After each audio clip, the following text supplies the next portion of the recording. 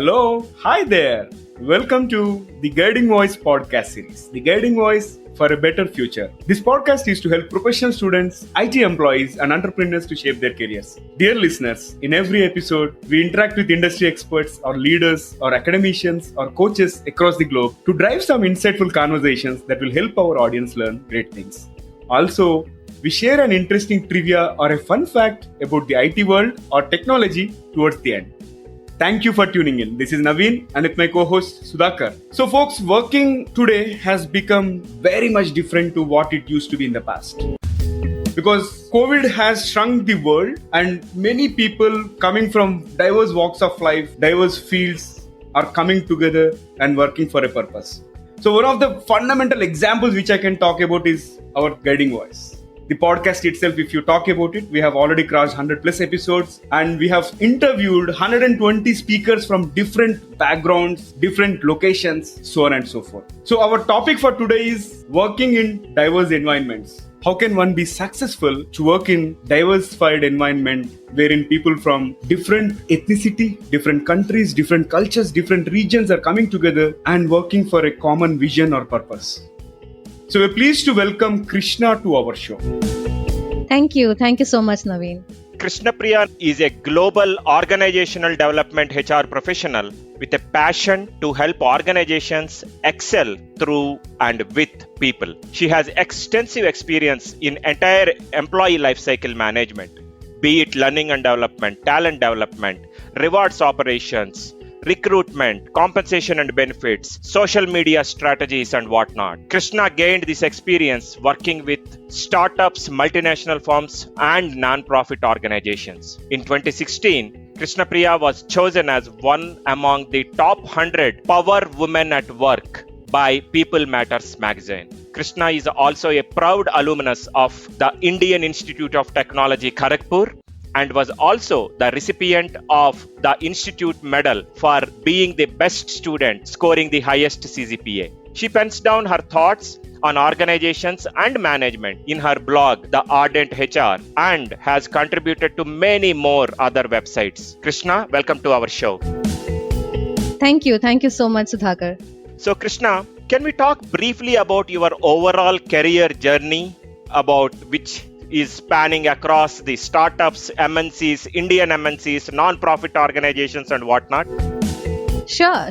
So it's my pleasure to be here and to talk to you both and your audience as well. So like you all said, I'm Krishnapriya, and I have around 11 years of experience in organizational development and in HR. A twist to my story, I started as a software developer. I was a mainframe developer in TCS for a couple of years, and then I moved to HR by choice. The initial years I spent in learning and development, and I understood that this was my true calling or my passion. So I went ahead and did my Masters in Human Resource Management from Indian Institute of Technology. Post that, I joined HCL Technology, another MNC, and I was working in their rewards operations division. It was a small stint in HCL, and after that, I moved to US because my family was there. My husband was there working there, so I moved to US. And in US, I was there for almost 3.5 years. During that stint, I worked with multiple non-profit organizations and organizational development networks, predominantly as a pro bono consultant. And later, in the beginning of 2018, I moved back to India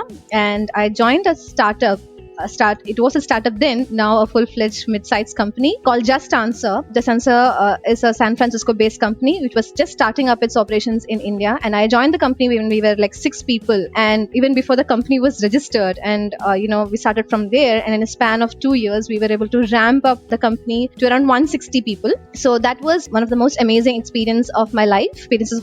Starting a company from the scratch and then building it up. So after 2 years, I moved to my current organization, which is Systems, which is a fintech company which is based out of Santa Clara. I'm heading the HR for Systems India for both Bangalore and Chennai location. And another interesting fact is that I joined Ondot during the lockdown, in the middle of the lockdown, and I have been handling the people function without having actually met anyone in person. So I have been to office once during my interview process, but I have not been to the office even once. So it's been like a social experiment for me, how I can manage the people function without having met anyone in person. So that has been my journey over the years in terms of the various organizations and the stints that I have been into. Coming to a couple of other things, like you mentioned in the introduction, I have a blog, The Art and HR, wherein I share my thoughts about organizations, workplace, and leadership, and I write in other websites also. And I'm very passionate about women's issues as well.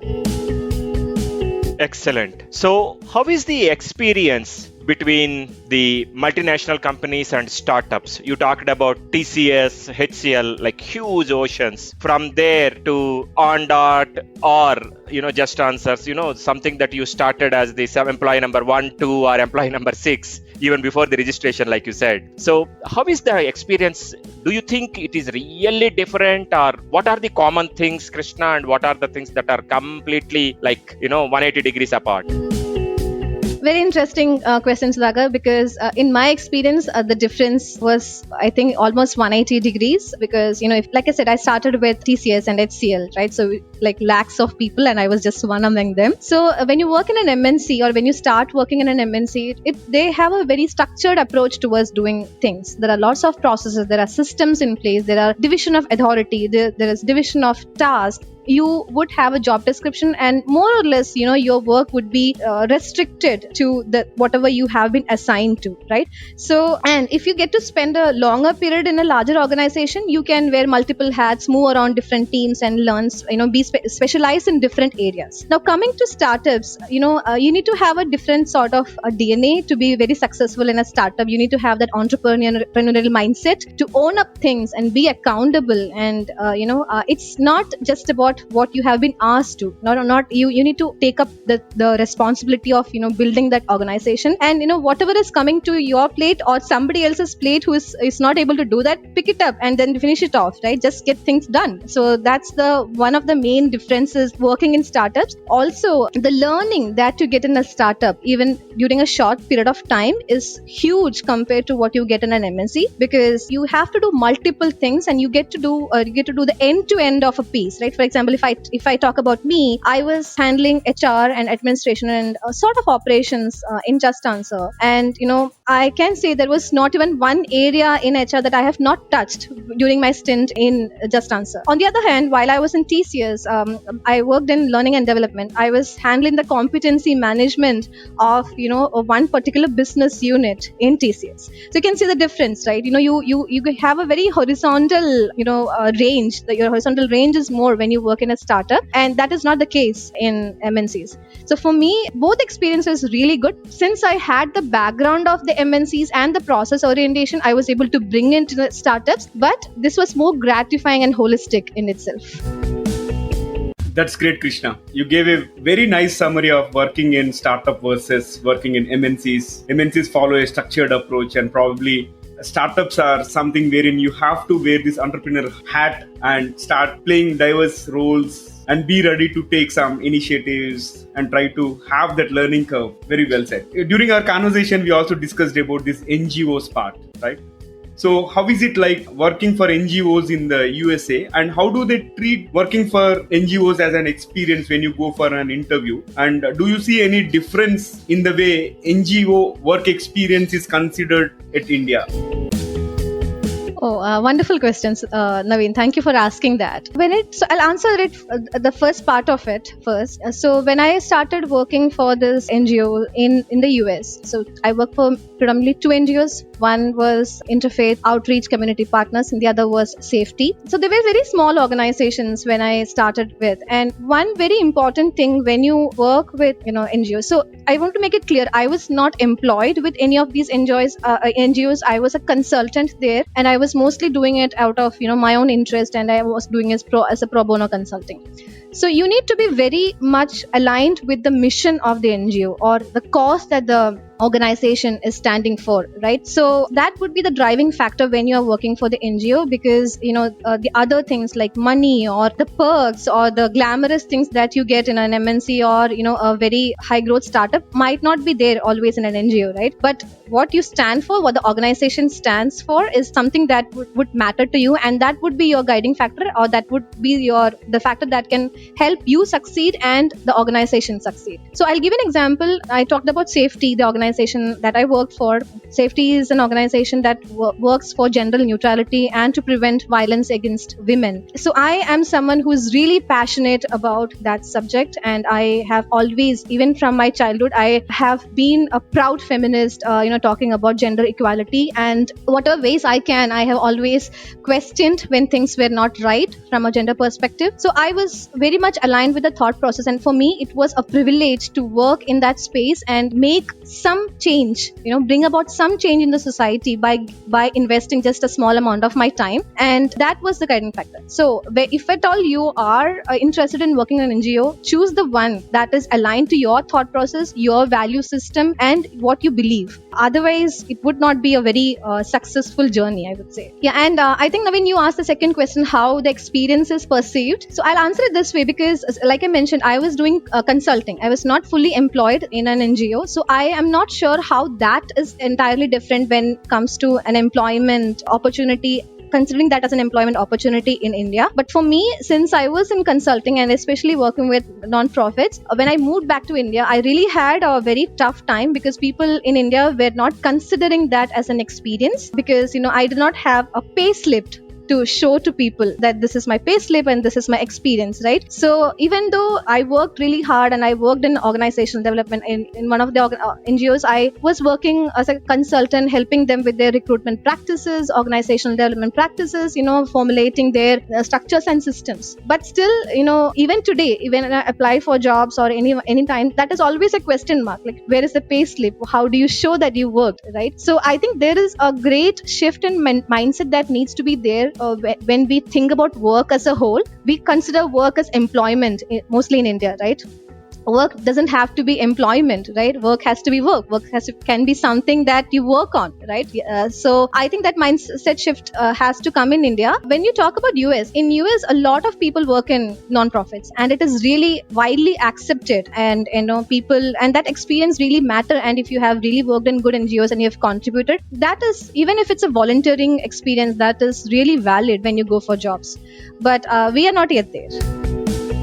I second that, Krishna. The reason is, it's not about how much you are earning, it's about how much you are learning, and whether or not that experience, right? If you are able to deal with stakeholders, and stakeholder management need not be within a formal organization wherein somebody is paying for. As long as our work is contributing to the betterment of something, be it a not-for-profit venture, still it should be considered as a work experience, in my opinion. So I strongly second that. Now, thank you. Shifting the gears a little bit, since we are in the topic of working in the diverse environments, and given the diverse profile that you have built for yourself, you worked as a graduate and you worked as a postgraduate, you worked for a startup, you work for a well-established MNC, you work for NGO, so on and so forth. So specifically talking about the education part, how is it working without masters versus working with a master's degree? Was there any difference? And just to put it in simpler terms, did your master's degree help you in any way, right? Because you have done your master's from IIT Kharagpur. So many a times there is a question on someone who actually get into this campus placement and start working, when should I do masters? And then they get it to a stage wherein, should I do the masters because already I've grown say 3 levels or 4 levels after I joined the organization? So specifically, I'm looking for an answer which will clarify something around that, in case if any of our audiences are pondering about it. Yeah, sure. So for me, my master's definitely added so much of value, because like I said, I graduated in electronics engineering and I started as a software developer. And, within a couple of years, I moved to HR. And at that time, when I moved to HR, I did not have a degree in hand, in HR or anything related to the people function. But I really had a solid experience in learning and development, which helped me decide that this is what I wanted to do. Right? And then I joined masters, and what my masters did to me is it gave me that credibility in my profession, that this person has a strong foundation in the subject matter, and that helped me build on. Right? Now, if you ask me, is masters the only thing that is required for you to have a jump start in your career? No, it is definitely not. It's just the basic foundation, and especially if you're shifting gears, that can really give a boost. In my case, the experience of being in IIT, the environment, the cohort, the people I met met and our batch, that experience, the entire experience along with the studies, that really helped me shape the person I am. And when I came out of my masters, it was really a confidence booster, right? You know what you're talking about, right? Before, earlier, when I was in L&D and when I started off especially, I was just going by what my manager was guiding me through, or doing some self studies. But the masters gave me that confidence that okay, I know what I'm talking about, and that gave me a strong foundation to build on. And in my opinion, if you stop learning at that point, that will definitely not help you. You need to learn every single day, and you need to move forward. It's just that it would give you a strong platform to start from.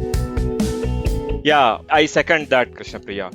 With my masters, where I did my MBA in marketing, in addition to learning and confidence that you touched upon, for me, that masters actually gave me a perspective. Coming from engineering background, and maybe because I am a computer science engineer, it was always a question's answer can be either 0 or 1. There is no middle ground. Right. But when you get into this MBA, that perspective really gives you that, hey, there can be a middle ground, right? And there can be a scenario, or there can be a solution where both the parties can take a step forward and meet in between. That is the thing I would call as perspective. That is my learning from masters. Sure. Yeah. I would like to add one more point to what Sudhakar said. So, especially when you go for a master's, after some years of work experience, the kind of people that who are there in your batch, right, would be a mix of people with work experience, coming from different background, with coming from different organizations. So that gives you a wider perspective and wider purview of things when you go back to the industry, right? I started as a software developer, and I didn't necessarily go back to being a software developer, right? Also, although in my case I went back to software, I could have easily gone back to some other industry. So when you have such colleagues from different industries and different work experience, it can actually enrich you as a person. That is very important. True. So Krishnapriya, along with the many hats that you wear, you talked about writing. So what motivated you to write, and what motivates you to write consistently, contributing to various websites along with your own channel? And what are the themes that you focus on? Right. So I would like to be honest here, Sudhakar. So I haven't been very consistent on my blog, at least in the last couple of years. The main reason being, I was with startups and I have a toddler. So juggling all the things together was not that very easy, but writing is something that is very close to my heart. Now, you asked me what motivated me to write. So I was in US at that time when I started my blog, and like I said, I was doing a lot of learning through different sources.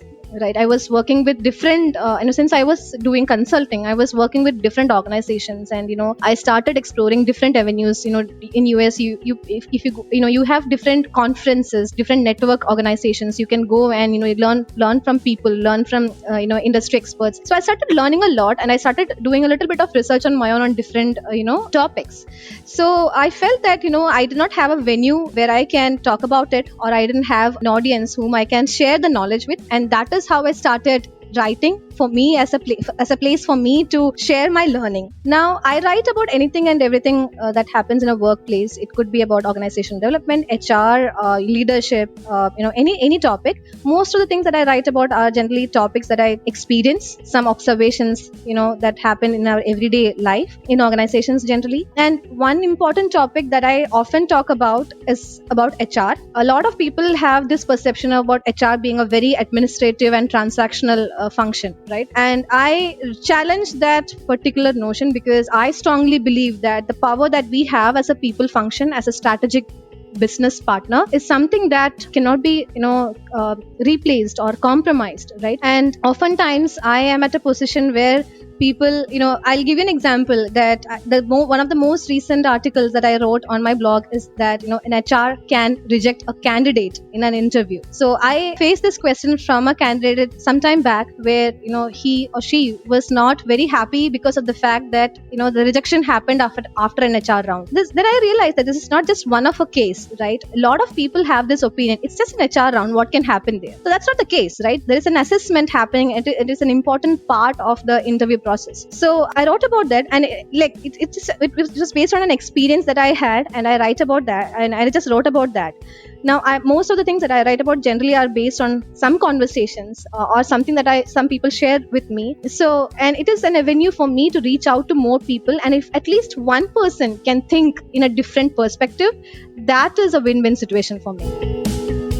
Yeah, can't agree more on the engagement with workforce. So, double clicking on that a bit, we generally say that in IT industry, every 7 years is one generation. And I think for the first time in the history, there are 4 generations of people that are working in IT industry as we speak. So how should someone be working in tandem to be successful in these tough times with those 4 diversified generations? Each generation come with their own advantages and disadvantages and different perspectives and experiences, right?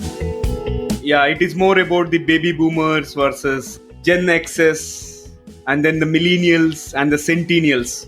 So I think that is what Sudhakar is trying to mention here when he said about the generations. Sure. Highlight that. Yeah, go ahead. Sure. Thank you both. So I would say this is really a very interesting time to be at a workplace because of the different generations or different people, different set of people that we have, right? Because it's all about diversity. We talk about diversity a lot, and when you talk about diversity, for most of the time, it's only about gender that thing that comes to our minds, right? But it's not about that. Diversity is about anything, and then generation or the age is an important aspect of diversity, right? So now, when you have people from diverse backgrounds or diverse experience, it's really something that adds a lot of value to the organization as a whole, right? So in my experience, I have been extremely fortunate to have worked with very senior people with 30 years of experience, and even when you talk to them, you can see that they are very open-minded and they are very innovative, even much more innovative and tech savvy than I am, right? And I have been fortunate to have worked with youngsters who are straight out of college, who have the zeal and enthusiasm,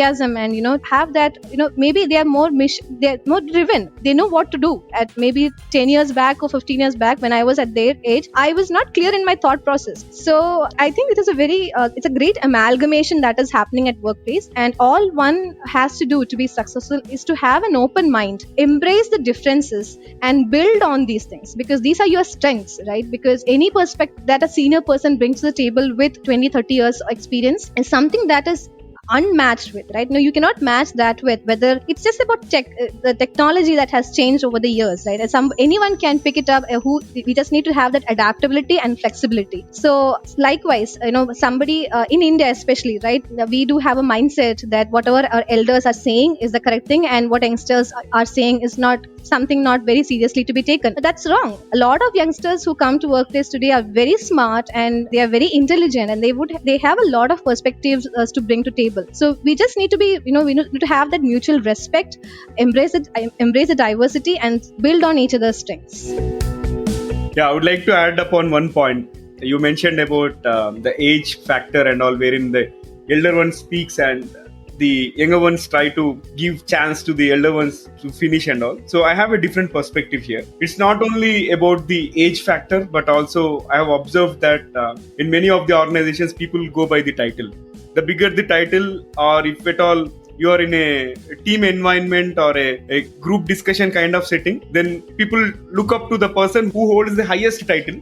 And if they are speaking, these guys will suppress. They'll not be able to express themselves. So I keep sharing one tip to all those who come across in this scenario and all. So if anybody is into any conversation, guys, we have to park our titles outside the conference room or outside the room so that everybody is equal in the room. And maybe that is one part. And second part is we have to start with the youngest person. Let the youngest person in the room speak first, so that we don't get into the bias of, okay, always my boss is correct or my super boss is correct or so-called the CXO is correct, right? So we can definitely beat that particular factor by following these 2 tips. So those are my 2 cents. And thanks for highlighting that, Krishna. Krishna, this conversation is going really serious. So let us add some fun element. Are you ready for a quick rapid fire? Sure. I don't know if those would be rapid from my end, but I'm game. Wonderful. Let's try to answer them as quickly as possible. And I'm shooting my first bullet here. What is your pet peeve? Being late for meetings. I get very anxious if I'm late for meetings. I can sense that. The second one, what is your favorite failure? So, Naveen, I cannot answer this as a rapid fire. If you allow me, I can, spend a minute on that. Absolutely. Go ahead. Thank you. No, I don't want to call it as a failure. I would consider this as a setback. That this was about the time that I just moved to US, and I went there, and I did not have a visa, employment visa in hand, and that was the first time in my life that I was at a place where I had nothing to do, right? And that was really not acceptable to me. And what I did at that time was I did not wait for something to happen to me. I went out and I started looking for opportunities to, do something, right? Whatever it is. And I did not hesitate to do anything. And I was able to find out work in my field just because I went out and looked out for it. So that is one setback which I turned it to my advantage, I would say. And that's my favorite one. I mean, I would consider that part as one of the best parts of my career so far. Absolutely. I concur with that. So definitely these kind of experiences will help us find a new opportunity altogether. And here comes the next one. What do you think is the best invention in the last 50 years? I would say internet, because there has been many inventions, of course, in the medical field, right? But apart from that, we are talking because we have internet. So I think that has been a game changer altogether.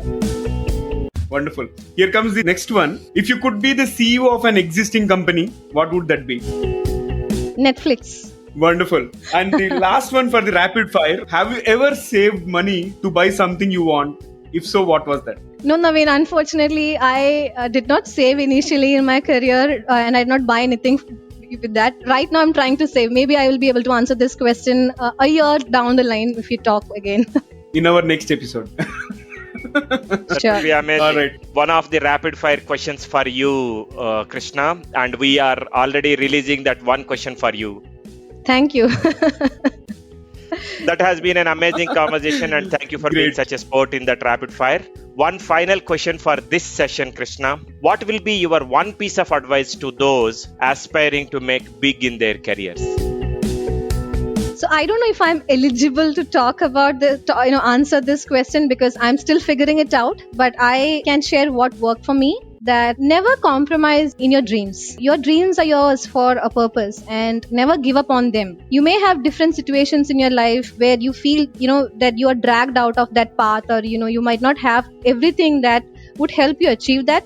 But just have your mind in that. Just work towards it, and if not today, someday it will happen. Things will not happen at the time that you had planned it to be, but that's okay, right? But just if you have a very passionate dream, never give up on that. And there is one mantra that I live by. It's get uncomfortable and achieve the incredible. Get uncomfortable and achieve the incredible. Amazing. Krishna, thank you so much for joining us today. And we really enjoyed every bit of this conversation. And I want to echo what you stated in the one piece of advice. Don't compromise on your dreams. I think it was Steve Jobs that said, right? The ones who are crazy enough to think that they can change the world are usually the ones who do. So don't compromise on your dreams. And it was indeed great to talk to you about working in diverse environments across regions and across diversified cultures. You worked on it. So thank you very much for taking time today. I'm sure our audience are going to love every bit of this conversation. Thank you. Thank you so much, Sudhakar and Naveen. Thank you for having me, and all the very best to the Guiding Voice podcast. And I hope that, you guys become one of the best podcasts with the maximum reach, not just in India, but worldwide. All the best. Thank you so much for the warm wishes. It means a lot to us. And folks, if you have liked this episode, please share with at least 3 of your friends or colleagues for whom you care for. Because the Guiding Voice podcast series is a purely not-for-profit venture, and our team puts in a lot of effort to bring the best conversations to all our listeners. And our purpose is very clear. We want to provide curated guidance to all the professional students out there, be it from engineering, B schools, and all the IT employees and entrepreneurs, so that all of you can make informed decisions based on the insights that are driven by the industry experts, coaches, leaders, or academicians across the globe. Because if you share this with your friends, it helps them also learn great insights from every episode. Or if you're listening to the Guiding Voice podcast on the Apple podcast, please do not forget to leave a review and a 5-star rating, because every rating will help us expand our reach and contribute to our mission to shape the careers and lives of millions of people across the globe. And if you are watching the episode on YouTube, please do not forget to hit the like button and subscribe to our channel. And last but not the least, I want to reiterate, please share with at least 3 of your friends or colleagues. Thank you so much in advance. Alright, so it brings us to the trivia segment of today's episode. And folks, today's trivia is about search engines. Now comes the question, do you know which is the second largest search engine? Of course, many of you are aware that Google is the first largest. But have you thought about which is the second largest search engine? I know you are thinking, but let me tell you, YouTube is the second largest search engine after Google. And you know, the most noteworthy fact is that it is even bigger than Bing, Ask.com as well as Yahoo collectively. So in case if people are not finding answers on Google, the second option that they are relying on is YouTube. Interesting, isn't it? Thank you for listening. There is more in store, folks. Stay tuned. Take care. Be safe. Until next time. Bye-bye. And we are signing off for today.